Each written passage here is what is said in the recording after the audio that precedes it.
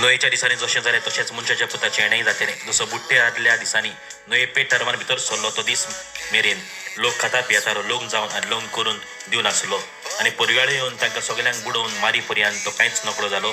तशेंच मनशाच्या पुताचें येणें जातलें. तेन्ना शेतान आसलेल्या दोगां दादल्यांतले एकल्याक व्हरतले, दुसऱ्यांक सांडटले.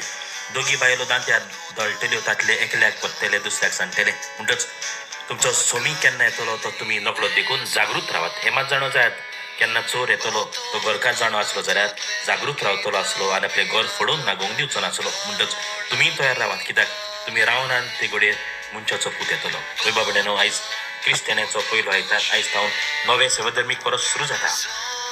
हे पयले 2 आयतार आमी जेजूच्या दुसऱ्या येण्याची तयारी करता. म्हणजे जेजू व्हडा दोबाजीन येतलो आनी म्हणल्यार शेवटाक कितें जातलें, आमचे मदल्या केल्याक काडून वतले. आमचे थोडी मरतली, थोडी जिवी आसतली.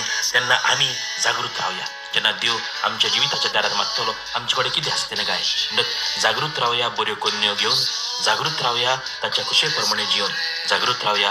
पातक सोडून जागृत रावया.